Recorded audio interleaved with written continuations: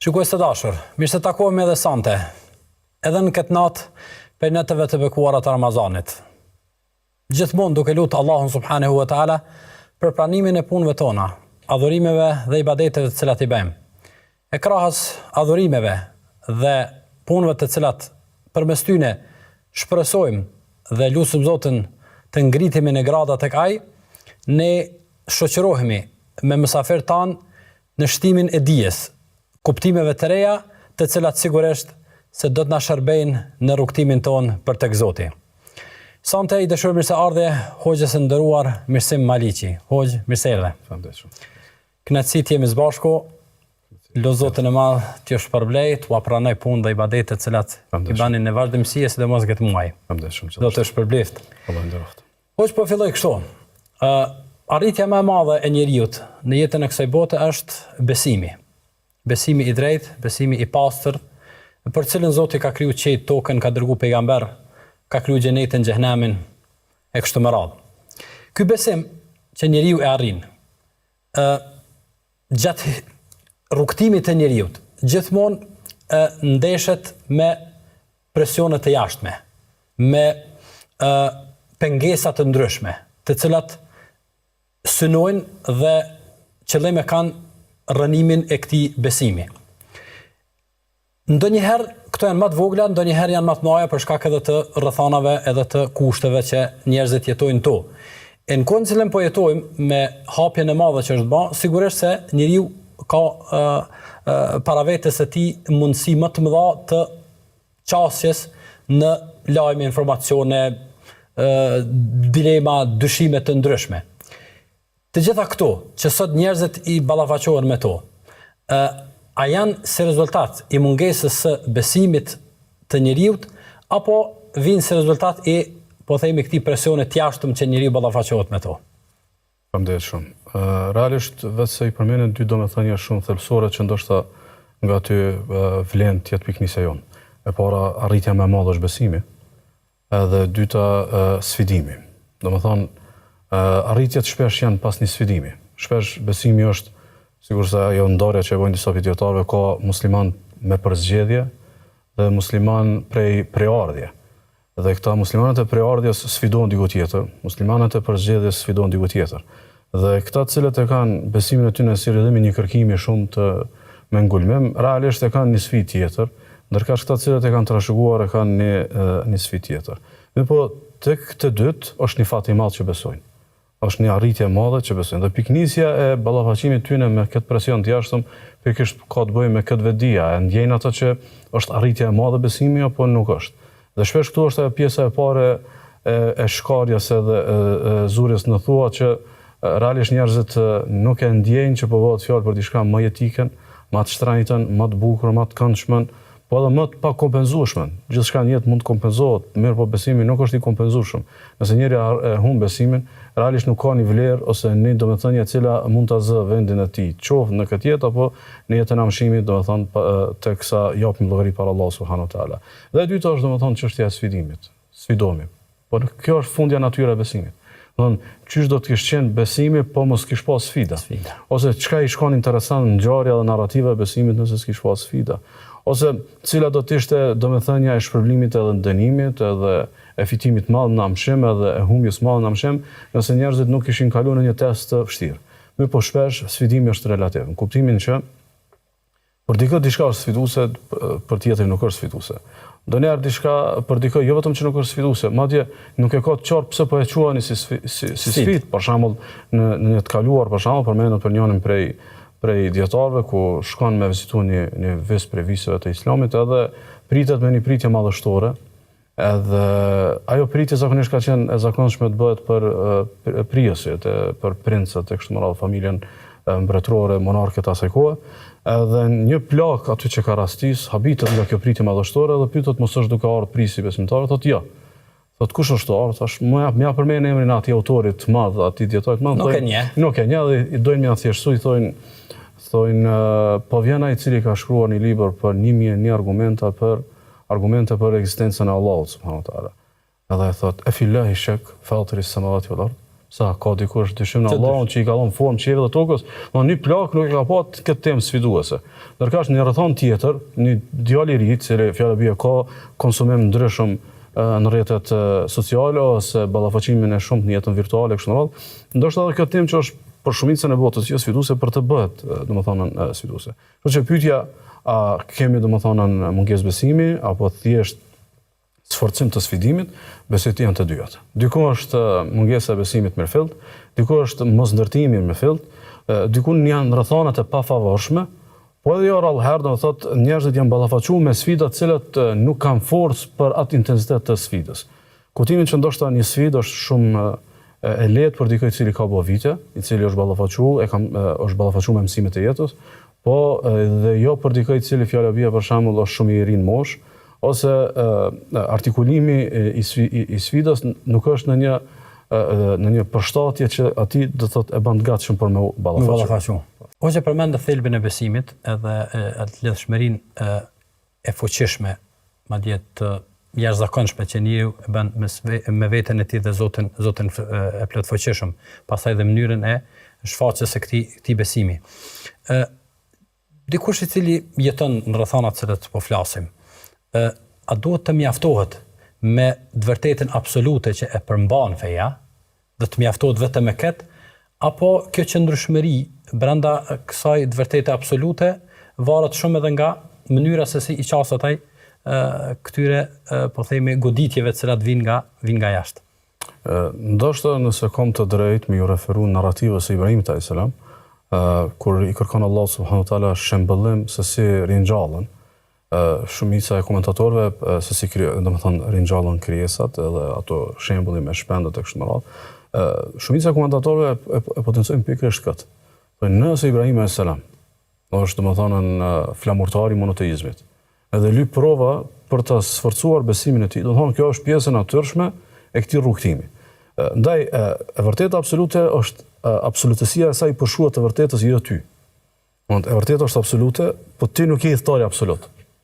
Në vërtetë absolute, kjo është tipari vetë dhe nuk zhveshet, sepse e mbështesin argumentet, e mbështet natyrshmëria, e mbështet gjithçka që është në favor të kësaj të vërtete, me po ti sa je i denj për këtë vërtetë, ndaj njeriu nuk duhet tek forca e të vërtetës të hamendësoj forcën e vet. Pasi është shumë njerëz, sikur që kena rastin e haditheve që flasin për Dejjalin, për neve janë të vërteta absolute ato, me po megjithatë jena porositur që të ikim.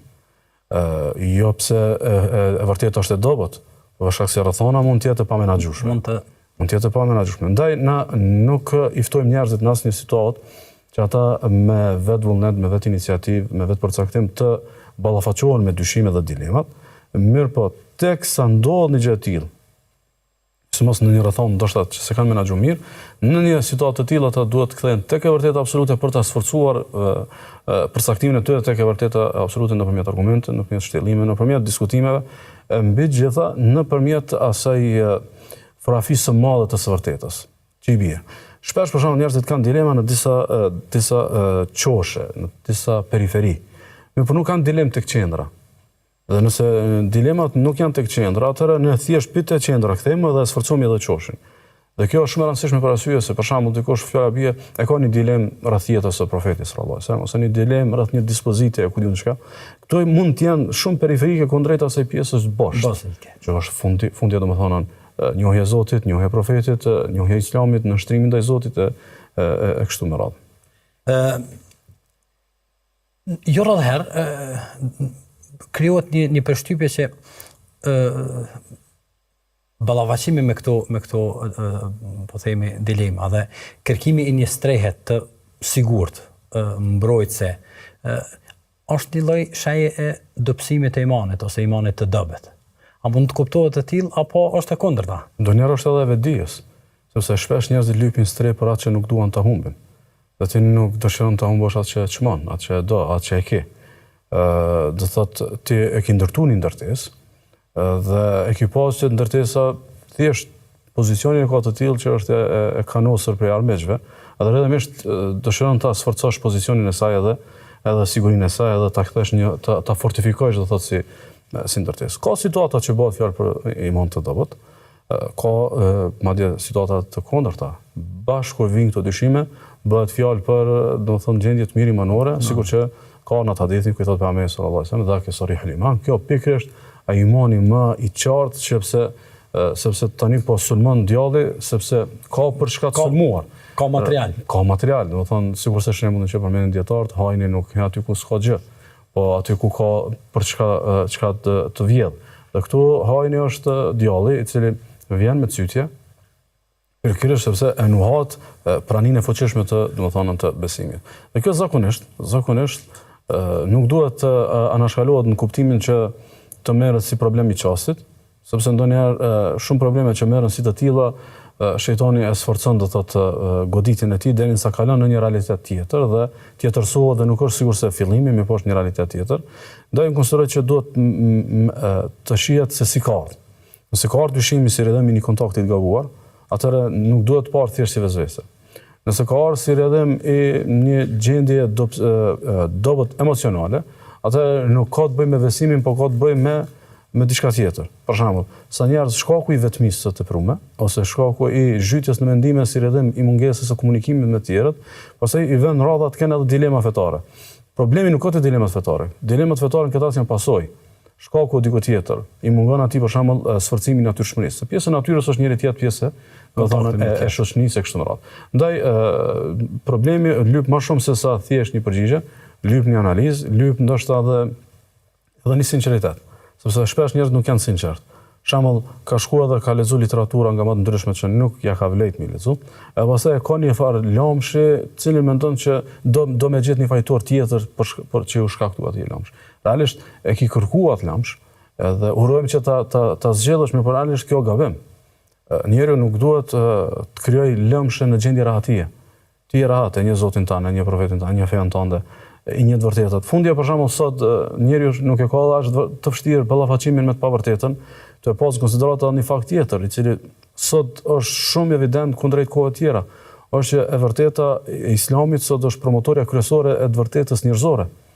Edhe ti kur e sheh domethënë se si njerëzillëku mungon tek palët e tjera, se si domethënë shkelen klasë, se si shfrytëzohen njerëzit, se si njerëzit mosen me dy par standarde, se si janë të padrejtë, se si dijen e kthejnë në shkatërrim për popull, kështu me radhë. Do thonë shumë lehtë ki për ta kuptuar që ka është e vërteta, ka domethënë të saktë kështu me radhë. Por si është e mundur fjala bie dikush të zom të konsideroj që një burim i cili ka shkatruar popull ose ka shkatruar njerëzimin, ose një burim i cili ka lënë popull në mesjet, ka shkatruar.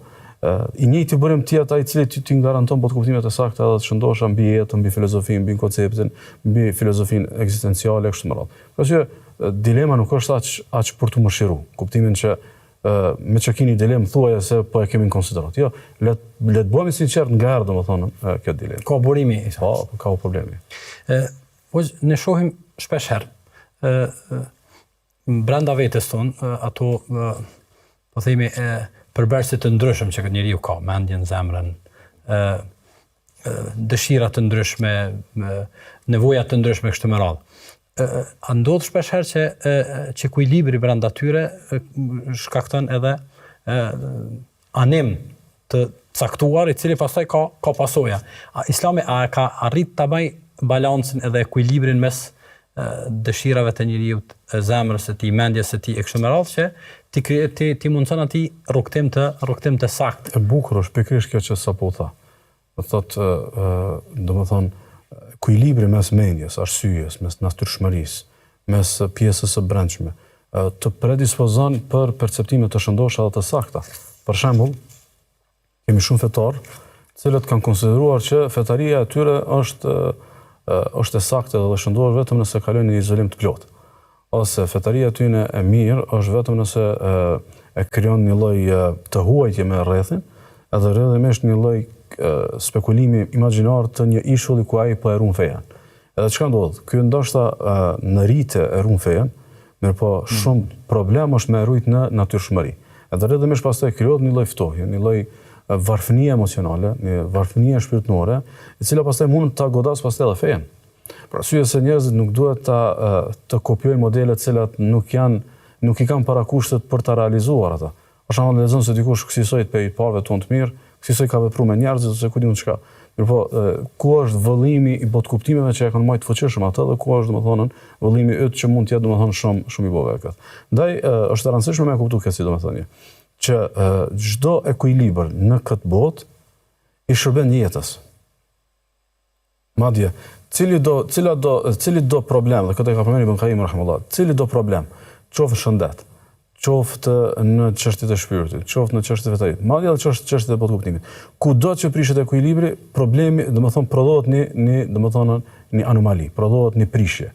Madje edhe sëmundjet janë si rrëdhëm i mungesës së ekuilibrit. Do të çdo sëmundje që e trajtojmë mjekët, kryesisht dykun nuk ushtruj domethënë balansi. Tash, mungesa e ekuilibrit nuk duhet shihet si një lëshim i lehtë. Duhet shihet si një parakush për një sëmundje. E pastaj ato sëmundje e prekin trupin, e prekin mendjen, e prekin shpirtin, e prekin konceptet, qasjet, perceptimet e njerëzit. E kjo është pastaj shumë e gjon për me përcaktuar ku prek pastaj domethënë mungesa e ekuilibrit. Ndaj për shembull edhe kjo pjesa e dilemave, edhe këtu duhet të ketë ekuilibër. Për shembull, ekuilibri ndërmjet ndërtimit edhe ndërmjet domethënë në përmirësimit edhe pastrimit, kushtimisht thonë. Domethënë, ti kur ndërton fuqishëm, pastaj edhe një ndërtesë të ndërtuar fuqishëm e merremeton më lehtë. Domethënë, ka ndodhur një sulm i vogël, ka ndodhur një dyshim i vogël, ka ndodhur një dilemë, e merremeton më lehtë. Mirpo nëse ndërtesa është e dobët, apo shamet shumë lehtësisht. Për shembull, shpesh njerëz i çasën fejes pika dyshimet, jo pika ndërtimi. Dhe kjo konsiderohet sikurse ti qasësh një qyteti me rolin e fikjes së zjarreve. Do të një qytet ka nevojë ndoshta për zjarrfiksin një herë në muaj, një herë në 2 muaj. Mirë, por ata të cilët ndërtojnë, për ata të cilët shërojnë, për ata të cilët edukojnë, është në çdo moment nevoja. Pastaj na duhet investimi në plotësitë e hapur këndej, ta lëmë këtë pjesën e fikjes si rast përjashtues. Emergjent ose jashtëzakonshëm. A mund të kthehen ballafaqimi me dilemat, përgatitja jonë? A mund të kthehet në dobin tonë nëse ne arrim që të kemi qasjen e duhur ndaj tyne? Po, dhe pikërisht kjo qasja e duhur kisha pas dëshirë të analizoj 2 domethënie. E para është qasja e duhur dhe cila është qasja e duhur domethënë? Po, qasja të lumë. Domethënë qasja e duhur i bie që fillimisht të mos nisësh nga dilemat, po të nisësh nga qartësia. Do ti ki këto të vërteta të qarta. Domethënë ti preardhën tënde kombëtare ki të qartë. Nuk i qasësh preardhës duke ju referuar të cilët e vënë në pikpyetje preardhën tënde kombëtare për shembull. Po ti duke e sforcuar preardhën tënde nga qartësia, ti je i gatshëm edhe për dilemën. Dhe duke u qasur nga dyshimi. Kjo është e para. E dyta është sforcimi i veglave në rast të paraqitjes së dyshimit. Dhe jo duke i studiuar dyshimet në përpikmëri. Kuptimin që ti nëse për shembull e zhvillon intelektin, e zhvillon pikurinë tënde, e zgjenon diapazonin tënd, e ki një qasje më të gjerë në raport me temat, në raport me fenomenet e kështu me radhë, i sforcon pastaj nëpërmjet dijeve, nëpërmjet leximit tua, i sforcon veglat e ballafaqimit, nëse kom drejt mi dhon këtë emërtim. Pastaj cili do dyshim, nëse nuk e kërkojmë mirë po na shfaqet, ndoshta kena gatishmëri për më ballafaqur me të. Ndaj konsideroj këtu ndoshta kam dëshirë me analizuar një fakt. Shumë tri muslimanë, shumë familje muslimane, një për gjonave që se kanë menu mirë, u kom pikërisht kjo kur ata kanë konsumu përmbajtje islame sipas nevojave të tyre dhe jo sipas nevojave të mundshme të së armës të fëmijëve të tyre. Për arsye sot një vajzë mund të ketë dilema, nuk e ka nonën të gatshme me bisedu me nonën ato dilema. I ka një djalë disa dilema, nuk i ka babën të gatshëm. Sepse baba ndoshta ka konsumu fetari edhe burim edhe kontent fetar, veç atij sa është dashur. Dhe rrëdhëmisht ky bie që s'është bogati për brezin e fëmijëve të vet. Sikur që thot Ali radiallahu anhu, thotë edukoni fëmijët e juaj për brezin e tyre, jo për brezin e juaj. Për shembull brezi im mund të ketë pas qëra dilema. Brezi në ardhmë mund të ketë pas dilema tjera. Ti si bëhesh gati për brezin e ardhmë nëpërmjet zgjenimit të njohurive. Për arsye se nesër ato mund të ndryshojnë nga java në javë. Dhe ti ndoshta nuk e përcjell trendin e ndryshimit. Mirpo je i aftë për të ndjekur trendin varësisht domethënë shpejtësisë së tij për shkak të aftësimit tënd para prak. Dhe kjo është një prej dilemat krizave të familje muslimane, të cilat për shembull madje ndodh, unë e kam pa për shembull, e kena ndoshta kena biseduar edhe herave të tjera, për shembull çështjet morale. Shpesh na ndoshta kena dëshirë ti trajtojmë ato çështje morale në bazë të atij zakonit familjar që kemi pas. Mirë po, a ka shenja të shpërbërjes? Ka. Ose për shembull në bazë të shembulltyrave të së kaluarës. Kjo nuk ka qenë modeli jon, kjo nuk ka qenë tradita jon, kjo nuk ka qenë, po nuk ka qenë, më po ai nuk sikletohet që nuk është më.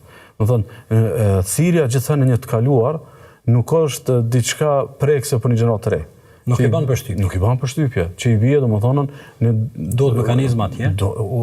Na veç i zgdash ti shmi gati me diçka tjetër. Mirë po megjithatë nuk është vonë, të bëhemi gati sa më shumë që dilemat që mund ti shfaqen në të afërmit, në fëmijës, në familjarët e kështu me radhë, të kemi gatishmëri, mirë po një gatishmëri nëse kam drejt me thujt, një gatishmëri e befasisë. Jo një gatishmëri duke ditë parafërsisht se si do të jetë ballafaqimi. Le të jalojmë befasisë. Kuptimin që jemi përgatitur për çdo situatë.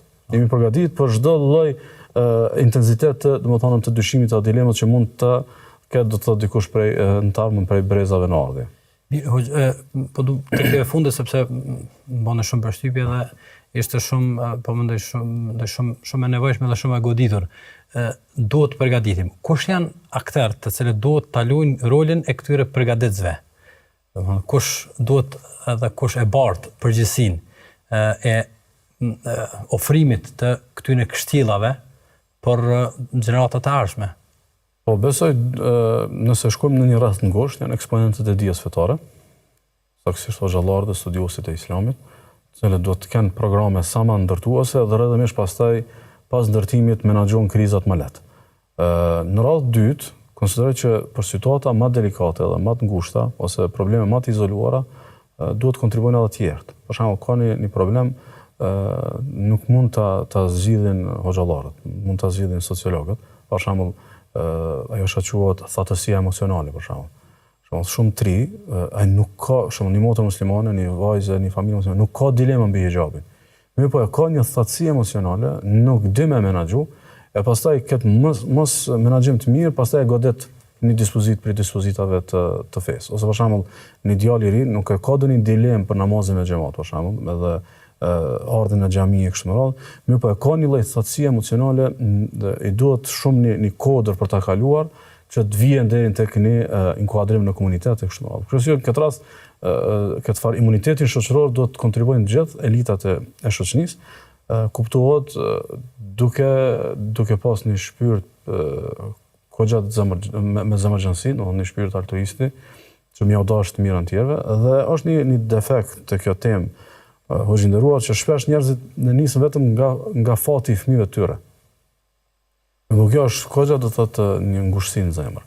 Do thonë, nëse unë e kom gjetë një kod për 2-3 fëmijë të mi, do më në fundja, unë e kryta projektin tëmë. Jo, do të thonë njerëz të gjanë bojnë zgjidhje për fëmijët e një qytetit. Njerëz të gjanë bojnë zgjidhje për një brez të një shteti. Madje edhe nëse ka një zemërgjënsi pikërisht që duhet me pas muslimani, ndoshta merakosit për bashkëdhetarët e vetë që janë edhe ndoshta edhe në viset larta të në mërgim. Pse? Se kjo është natyra e misionarit.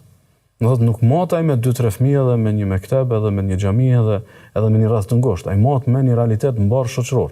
Edhe tash ky realitet i mbar shoqëror nuk mund ti vihet si bar vetëm një njeri ose dy. Po duhet të krijohet si kulturë dhe mendësi që në krejt kontribuojmë nga pak.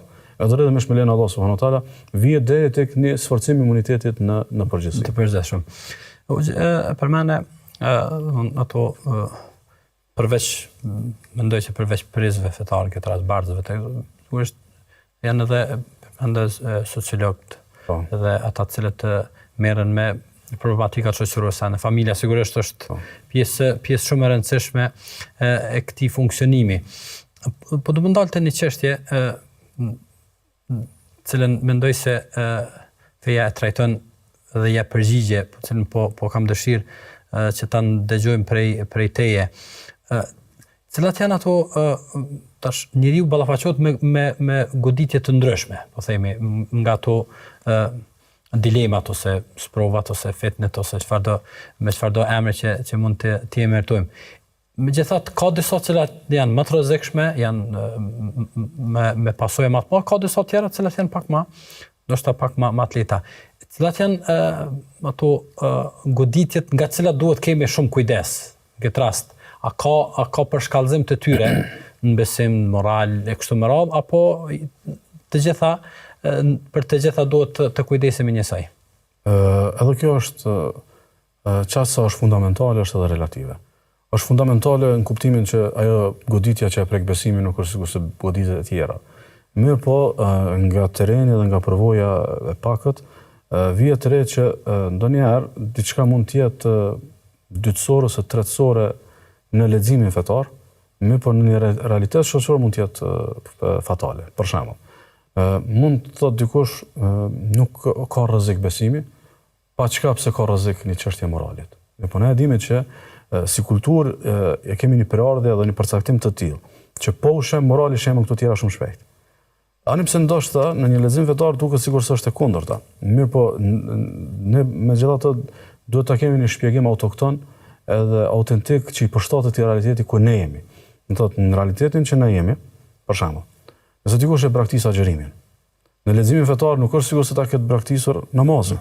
Mirë po ne e dimi që praktikja e agjërimit në realitetin tonë është përshkallëzimi më i skajshëm i një familje që dëshon të zhveshet nga feja. Ose e njëjta është me alkoolin dhe mishin e derrit. Ndoshta familjet që janë më së paku fetare në realitetin tonë, megjithatë nuk e fusin këtë mish edhe këtë produkt në shtëpi. Megjithatë, kur ne dëgjojmë fjala bie që dikush ka ardhen aty, mund të kuptojmë që këtu ka një lloj zhveshje. Për arsye, cilat janë më me rrezik? Varësisht leximit fetar edhe varësisht realitetit shoqëror. Për shembull, si konceptohet? Po, për shembull, nëse një brez në ardhje konsideron që e ndërton familjen pa sinkron familjar. Për shembull, një vajzë përcakton të jetojë pa lejen e kujdestarit të saj fetar. Ktu kena një përshkallëzim situatës. Ani pse mund të themi që ka vetëm gërvishje dhe ngacmim edhe cënim të moralit. Mirë, por realisht këtu ka një përshkallëzim i botkuptimeve. Për shembull, a mund të jetë një guxim i tillë që ta krijojë një familje pa lejen e prindit? A mund të jetë kjo si ridhëm i sforcimit të disa botkuptimeve liberale që realisht ja kanë dhënë këtë ndjenjë lirie që mu zhvesh nga urdhëresa fetare që një nikah nuk është valet pa lejen e prindit. Që bie të mos e shikojmë thjesht episodin e fundit. Ta analizojmë që mund të jetë edhe e lidhur dikun me besimin. Pra si unë konsideroj që besimi në realitetin tonë shumë rrezikohet nga këto prurjet edhe leximet e reja, që shpesh ndoshta edhe kanë edhe petk të fesë, edhe kanë petë të guximit intelektual e kështu me radhë, po më shumë se sa guxim intelektual janë guxim për të kundërshtuar shpalljen. Ndaj besimi nuk ka të bëjë thjesht a është duke dyshuar ato të vërtetat absolute. Ma e keqe është ku as nuk ka dëgjuar për të vërtetat absolute. Për shembull, sa musliman ndoshta falin namazin, agjërojnë namazonin, po ti sfidosh për shembull për të folur 1-2 minuta, çka nuk kupton për ty ti nështrohesh shpalljes. Nuk e ka ide. Përka kjo është thelbi i besimit. Thelbi i qenit besimtar është jetosh, do thotë të pranosh të jetosh sipas, domethënë shpalljes, ndonë se mund të kesh mëkate, mund të kesh gabime, mund të kesh lëshime, mirë po ti e pranon si realitet që i nënshtrohesh do thotë verdiktit të Zotit. Ne dim se në atë konsistencën tuaj të ligjërimit më shumë jeni të fokusuar në formimin edhe në orientimin e duhur sesa në marrjen me dilema, andaj edhe kemi përzgjedhur që të ofrojmë një streh të sigurt por secilin që na ndëgjon dhe ta kupton se ku duhet të ruhet dhe ku duhet të strohet ndaj këtyre dilemave. Jemi pothuajse ka fundi dhe për çdo kënd i cili kërkon streh të sigurt jashtë mësimeve dhe shpalljes. Jashtë lidhjes së tij me Zotin. Çfarë mund të themi? Realisht është ikje, kjo nuk është kërkim. Do thotë, është duke ikur prej burimit dhe ikja prej burimit nuk kupton që e hek etjen, është më tepër që e gjen jetën. Thotë, gjitha rrugët çojnë aty. Kjo është e vërtetë absolute. Kushdo që dëshon ta ketë një streh të vërtetë, është streha që ofron vetë Zoti edhe mësimet e Kuranit edhe të Sunetit dhe rrjedhimisht mësimet e rregullta që ndërtuan mbi këto burime dhe formojnë individ të shëndosh të shpirtnesh, të shëndosh me besim edhe me me metodologji e kështu me radhë. Unë konsideroj që shumë nga këta po të ishin më të sinqert, do të pranonin që kjo është ikje e jo do të thotë përpjekje për të gjetur diçka. Mirë, po këtu mungon sinqeriteti.